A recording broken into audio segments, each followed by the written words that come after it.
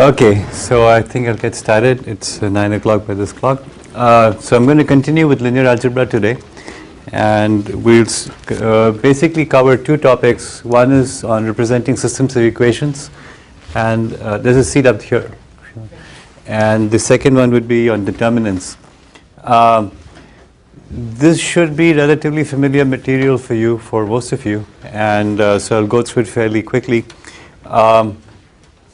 This is really boring. Determinants is probably the most boring topic ever, because you do all this stuff and a lot of terminology, and it's confusing. I find it confusing myself, and you kind of wonder why. And the only reason why is because you'll need it for eigenvalues and things like that, and so that's the interesting part. And we'll get to eigenvalues on Monday. But you'll have to go through determinants before you can get to eigenvalues. Otherwise, it doesn't make sense. So anyway, so we'll do determinants. All right, let me start with the representing systems of equations. In many cases, it's possible to represent a problem by a system of linear equations, something like this. You know, I have some. I'm just going to use the example in the text. And there's a typo there, as somebody pointed out.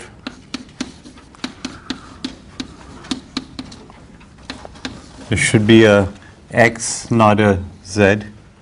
9x plus 0.5 y plus 4z equals 0.9. Okay. So first, let me explain to you where do these equations come from. You know, when we talk about systems of linear equations, we just say, well, here's some equations. You know, go solve them. But why? You know, why should we solve these equations in the first place? And the reason is because in many cases, even though the system may not be maybe nonlinear, we can approximate it by a system of linear equations. And so so there's this whole field called linear optimization, where we have not 4 or 5 or 10 equations, but we have 100,000 or 200,000 or a million equations. And you can, there are 3 empty seats, 1, 2, and 3. And then when you have these million equations, you still need to solve them and come up with values that are consistent. And in optimization, you want to find values that maximize a certain objective function. I won't talk about optimization today, but I'm going to give you a kind of a hint of where one might come up with these kinds of equations. Okay, so a typical example would be scheduling. So let's take scheduling as an example. And what we're going to do is, I'm just going to give you like it's not in the books, I'm just going to just bear with me. What we're trying to do here is to figure out which classes should be assigned to which classrooms for a particular term in the university, right? So we have over here basically a bunch of classes, and we have a bunch of classrooms, and we have a constraint on it, which is that every classroom should have only one class on it at any point in time, right? And we don't have 2 classes in the same thing, and every class must be at least in one classroom, okay, at least once a week. So quite naturally, we can represent the set of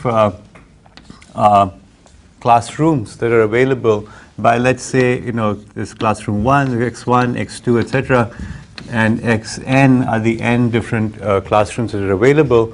And now I have a bunch of classes, you know, okay, and I'm just going to call these, for example, y1 to yn. These are the m classes. Hopefully m is, well, okay, let's not worry about that.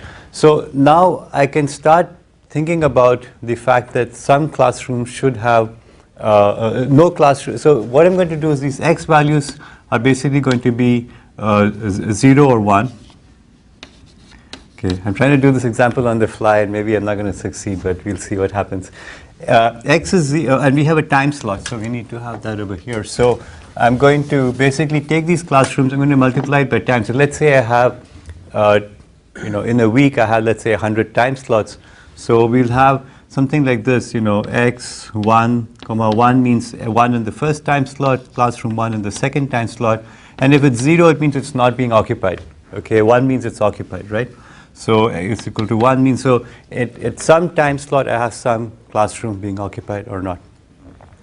And then what I do is I represent this with these equations, which basically say that all the classrooms, sum of all the classrooms in one time slot, okay, let's say x1 at some time slot t, and I'm going to sum over all the t. So this is basically the sum of all time slots across classroom 1. So this is the number of times it's occupied in a particular week. Okay, you can say this classroom should not be used more than 5 times a week, let's say. Then you should be, okay, it should be less than or equal to 5. So it has an inequality over here. Okay, so I'm not going to go through the whole exercise, but I'm giving you just a flavor of how an equation like this expresses a constraint on a physical system. So if I say this room should not be used more than 5 times a week, I can express it in the form of a linear relationship like this, because sums of these variables are like that.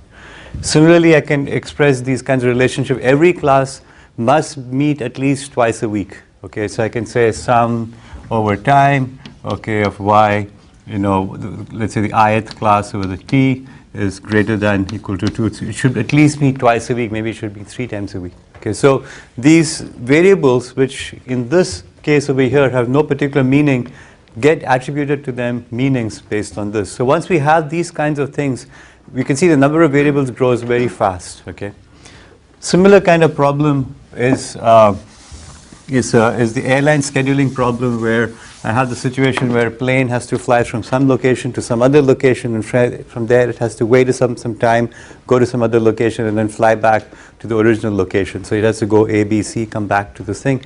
So we can represent each plane basically by variable, and then we start getting into systems of equations where we're trying to solve these equations.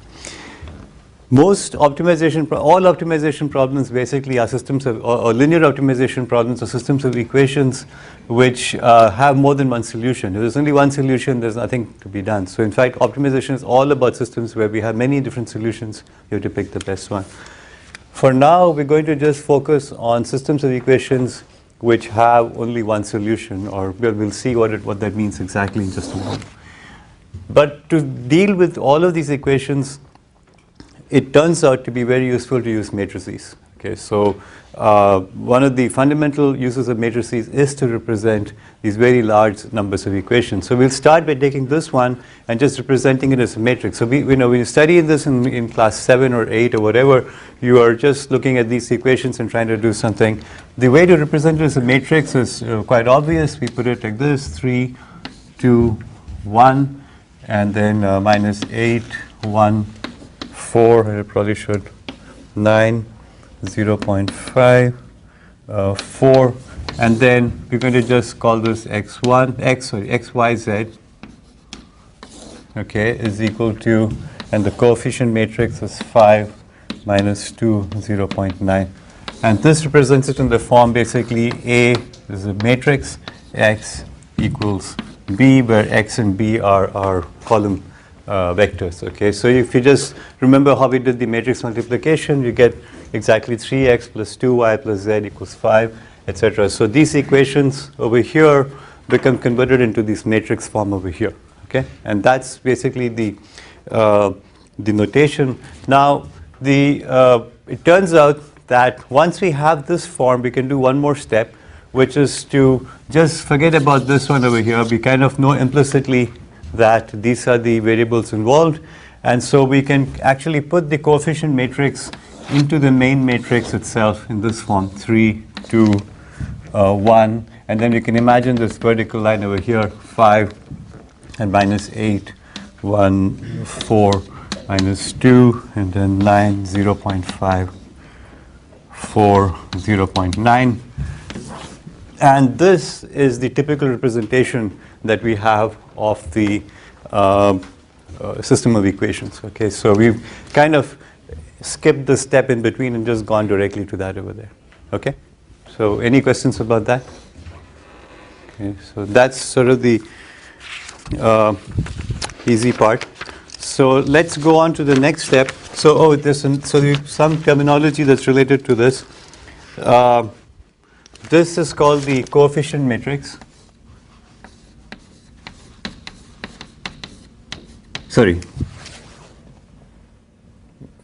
sorry, this is the left-hand side of the coefficient matrix. Sorry, okay. So this is the coefficient matrix, because that's the coefficients of the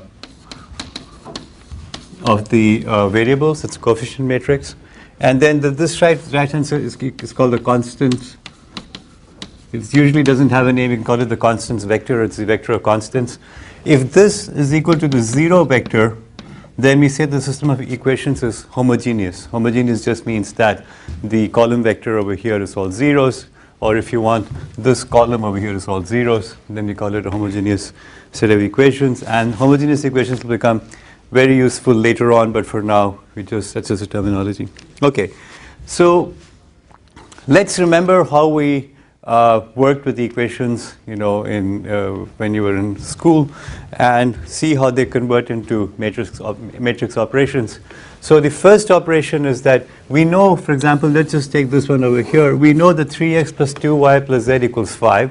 So we can certainly multiply both sides by, let's say, the constant 2, and therefore 6x plus 4y plus 2z should be equal to 10. I mean, it's just multiplying both sides by 2. Okay, so that's obviously true, and therefore the same thing should be true over here. I can take this matrix, and without any modification, I can multiply the row by factor 2. Okay, so 3, 2, 1, 5 becomes 6, 4, 2, 10, and I claim that this is a valid operation. It's not changing the correctness, it's not changing anything, right? So that's the first operation on the equation, and the operation of the equation corresponds to operation on the row, and it's called the elementary row operation. Okay, that's just the terminology we use for it, right? So you can multiply any row by a constant. As long as you multiply every element by constant, it doesn't change the validity of that system of equations. Okay. Now the second thing we can do is the following. On the equation side, we know that this is equal. So we can always add two things together. Okay, we can add this equation to this equation, because if this is equal to 5 and that's equal to 0.9, then the two of them together should be equal to 5.9. I mean, it kind of makes sense. So we can say that 12x plus 2.5y plus 5z equals 5.9. Okay, so we can always sort of add equations. Okay, that's what just logically makes sense. Consequently, in this case, we can do the same thing. We can take any two rows and add it up. So I'm not going to go through that because it's obvious what to do. We just take any two rows. So we end up with two row operations.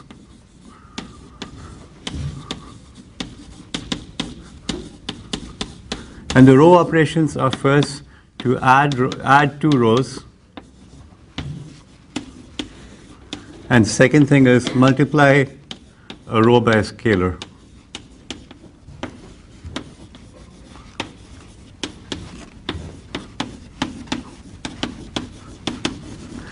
And these are both okay. It's not going to change the solution. So that's straightforward. And once we do this, then we have a very powerful tool in our hands, which is what's called Gaussian elimination. So let me just show you an idea how that works. Yeah. So I'm first going to give you sort of the intuition, and then I'll tell you how to do it. I'll actually solve this matrix, go through that. So the way this, yeah. Is it also useful to be able to switch the order of the rows? You cannot change the order of the rows, correct. It is obviously because the equations have no intrinsic order, then you can switch the order. Yeah, you can do that. I should write that down. But I mean that order, you can reorder rows, I guess. But it's not a row operation per se. It's just at least in the textbooks that I consulted, it's not called a row operation. It's just a thing you can do. You're not really operating on the rows. You're just switching them around. Okay. So what's the intuition? The intuition is like this. In a system of linear equations, it's always going to be the case. Let's just focus on this set over here. Okay. And I'm going to take any pair of equations like this. If I can find some way to multiply this one by some scalar, right, and add it to this, I can get rid of one variable, let's say x. Okay, so if I take this one and multiply it by -3, I get -9, I add it over here, this x is going to go away, and now I'm going to be left with two equations. Sorry, with one equation. This equation only has y and z, and I can do this with the same with this over here, and then I get two equations in y and z, and then I do this thing again, okay, and then I'm going to be left just only with z. At that point, I substitute for z, I get a value, substitute for y, get a value, substitute for x, and I get the value. I kind of work my way back up again, okay. So by recursion, right? So let's take the simplest case. So let's take just a very simple case. Let's say I have ax1 plus ax1 plus bx2 plus cx3, okay, equals, let's call this k1 for constant. And let's take two rows. I need a1, b1, c1, a2, x2 plus b2, a2 x1 plus b2 x2 plus c2 x3 equals k2. This could be any old equations. It must be the case that if I multiply x1 by a1 over a2, a2 over a1 minus a2 over a1, I multiply this guy over here, that's going to give me a2 x1, right? For as long as the matrix is okay, these are not zeros and things like that, right? These are non-zeros. Just going to keep it nice.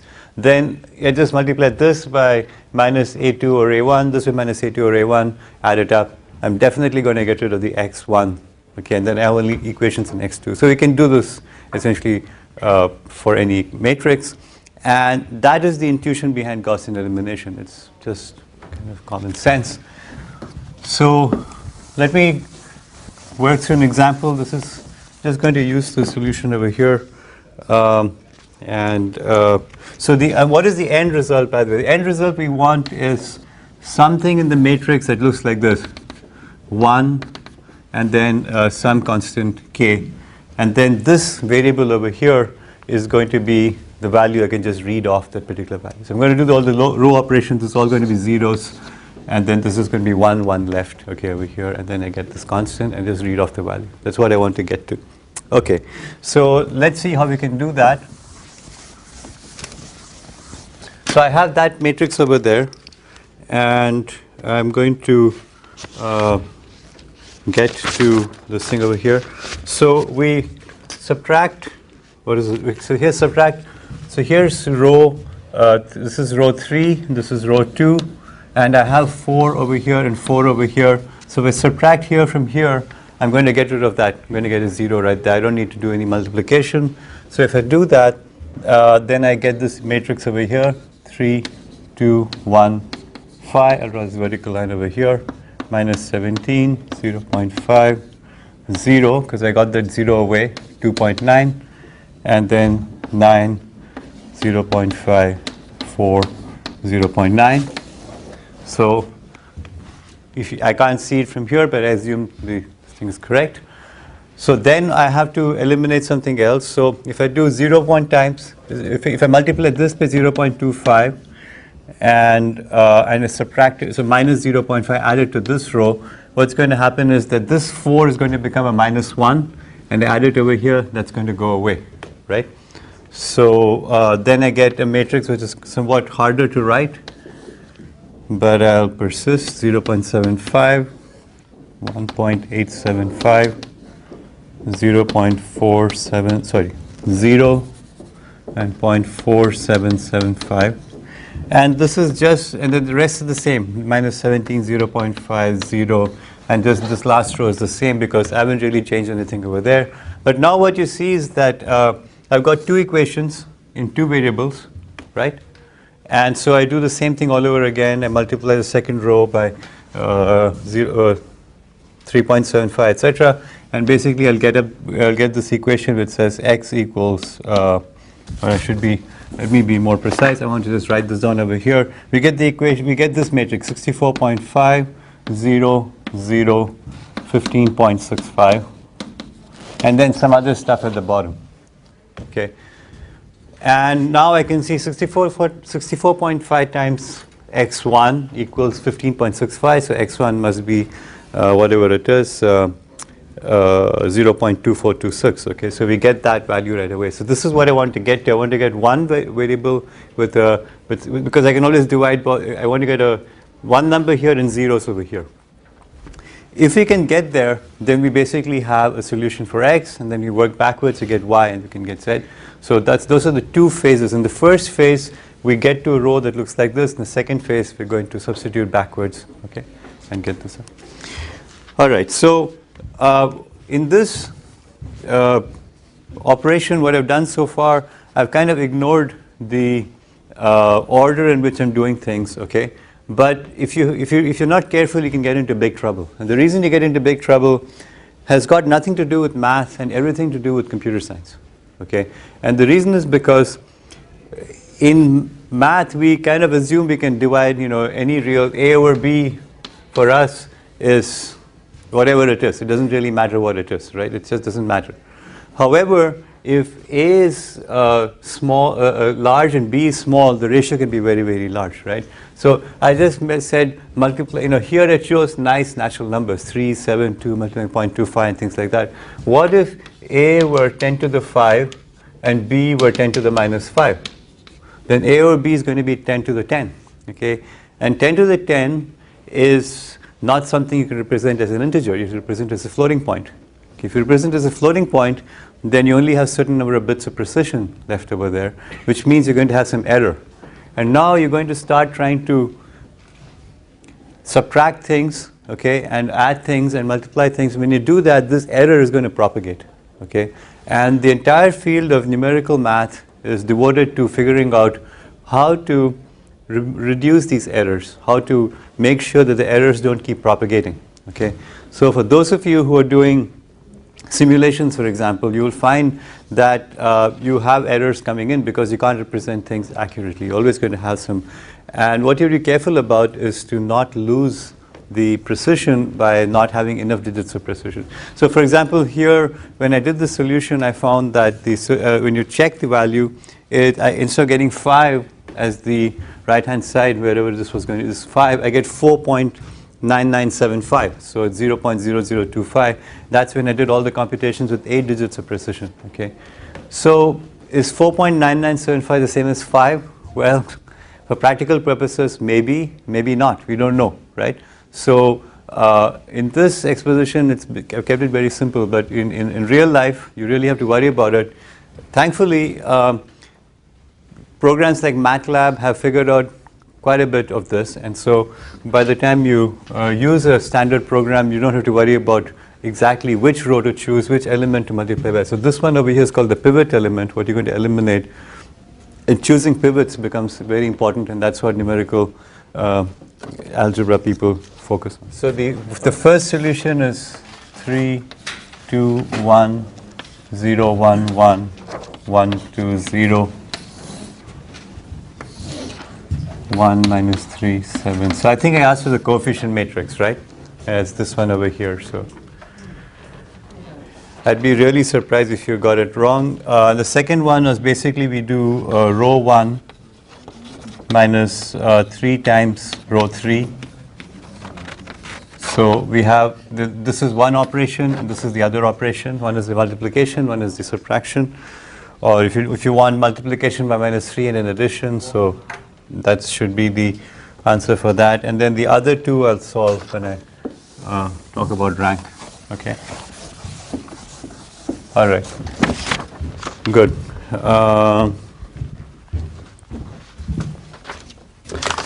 Okay. So let me continue on with rank, and then I'll do the rank of that system over here. So when we have a system of equations, one of the obvious questions we want to ask is it solvable? Does a solution even exist? And the other thing you can think of is, do too many solutions exist? The infinite number of solutions. So let's just consider a system of equations where a solution does not exist. Okay, so this would be the trivial kind of matrix, 1, 1, 1, 2.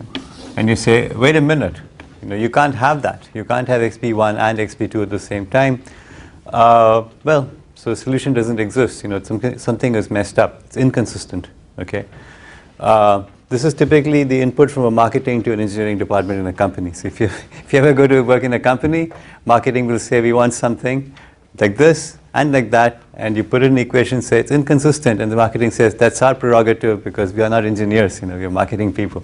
So, so well, that's what you get. A system like this is called overdetermined system, okay, or inconsistent. Okay. Here's another system of equations. It's a very trivial system. It's x plus y equals 1. So you say, okay, what value of x and what value of y? The infinite number of solutions, right? It could be anything, right? X plus y equals 1. If you think about it for a moment, is basically a line that goes like this, right? And so this is, you know, this is 0, 1. That's 1, 0. And, you know, it's a 45-degree slope. Okay, it's a slope of -1. And every point is a solution. So it's an infinite number of solutions. So, you know, pick your answer. You know, anything that along this line is a valid solution. So we call this kind of system, which has this kind of property, we call it underdetermined.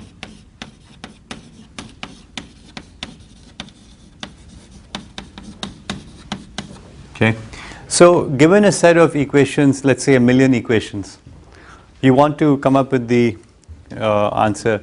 Is it overdetermined, is it underdetermined, or is it has a unique solution? It's kind of an important thing to know when you have that many solutions. When you have something like this, it's trivial, but when you have, let's say, 1,000,000 equations, it's not obvious.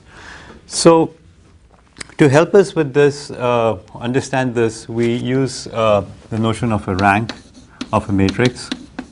And explain what the rank is in just a minute. But this is where it arose from. So I'm going to give you this matrix, okay? And what I'm going to do is I have over here, let's say, n columns. This is the coefficient matrix. I have n columns, I have n coefficients. And so I need to do n variables over here, okay? And what I really want to do is to try and figure out whether I can determine or assign unique values to all n variables. Okay, if I can assign, if I cannot assign consistent values, it's overdetermined. If I can assign only to, let's say, some of them, then whatever is left over is going to define something like this. Okay, so it will be underdetermined. Okay, so that's sort of the intuition behind the rank over here. Okay, so let's kind of look at this with a. I'll do an example to show you. Okay, so let me actually start like this. So I have some matrix, which is the coefficient matrix.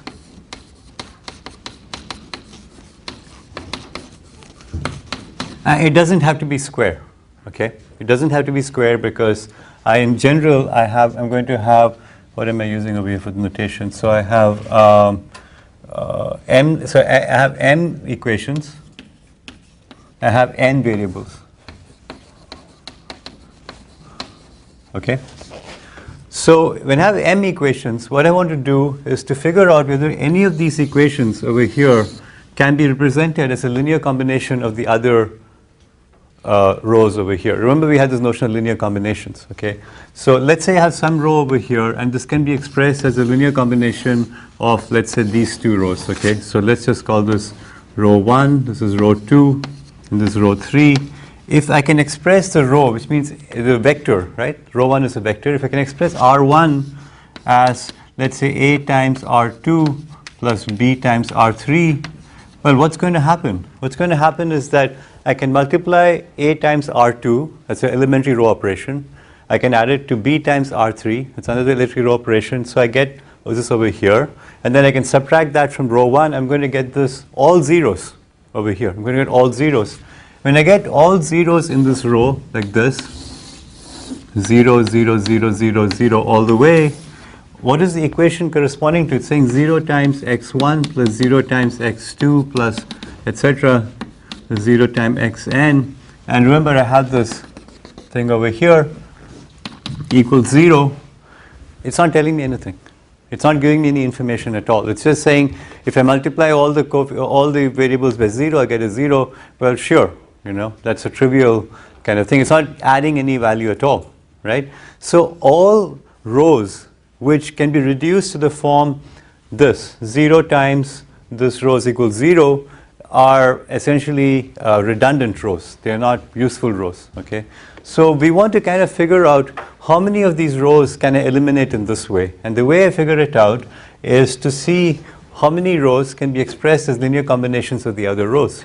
So remember what we talked about linear combinations. What we said was that we can take a set of vectors, we can view each of these as a vector, and we can say some subset of them are enough for us to derive all the others, okay? And that is what we call the linearly independent basis, right? So what I want to do is, given this matrix, coefficient matrix, and actually I need to have the constant matrix over here as well. When I have this over here, what I need to do is to say, okay, am I going to have a linearly independent basis whose, and let us say that the linear independent basis has got k rows in it, where k is certainly going to be less than m. I can't have more than m, right? K is certainly going to be less than m. Then I can start figuring out that the number of actual equations I have is just m minus k. Okay, that's what I actually have. I'm giving you, let's say, 1,000,000 equations, but let's say half of them are redundant. Only 500,000 equations are actually useful, and that's going to be called m minus k, and I'll call that the rank. I'll denote that as r. It's the rank of the matrix. Okay, so the rank of the matrix is sort of the useful part. All the rest is junk. Okay, so that's basically the idea. Now, given the rank, we can now quickly determine whether the system is overdetermined or undetermined or not. Okay, so remember we have n variables. Okay, so we had 3 cases. The rank is less than n, rank is greater than n, or rank is equal to n. Okay, those are the only 3 cases that we can have. If the rank is less than n, what happens is that we can solve only n minus r values. Okay, we can get any n minus r. The remaining ones are going to be free floating. They can be whatever. Okay, and so this system turns out to be underdetermined. Okay, it's underdetermined because we can choose whatever values we want for the remaining values. So in this earlier case, x plus y equals 1, if you choose a value of x, then I'm going to give you a corresponding value of y. You can generalize this. I can choose the values for x1, x2, x3, and then the remaining values, xk to x million or x4 to x million are all determined, but I have 3 kind of free choices that I have. So then it's called underdetermined. If the rank is greater than n, it's overdetermined. It means it's inconsistent. Okay, we have more equations than we have, or more equations than we have variables. Like I said, x equals 1, x equals 2. This is overdetermined. Okay, this particular system is going to have a rank of 2, but it only has 1 variable, so we're out of luck. And if rank equals to n, then we have a unique solution. So the rank is important, and it's directly connected to the basis. Okay, so the basis of this set of vectors also corresponds to the rank of the matrix formed by those vectors. Which is when I was explaining basis set, I accidentally used the word rank, because these actually, from the point of the matrices, are the same thing. I can view it either as the basis set or the dimension of the basis set, or I can view it as what is the rank of the matrix. Okay. So, yeah. What if you have x plus y equals 1 and x plus y equals 2? Well, x plus y equals x plus y equals 2. This is going to be, if you look at it this way, let's just write it like this, see what's going to happen here. You have 1, 1, 2, 1, 1, 1, right? So this is going to become, if I do the row operation on this, it's going to become 0, 0, 1, okay? And 1, 1, 1.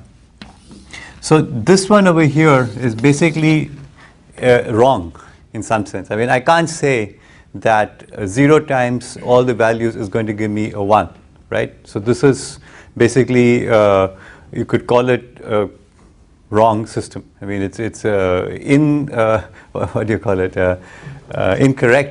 Incorrect system of equations, right? But is it overdetermined or underdetermined? Uh, What's the rank? we typically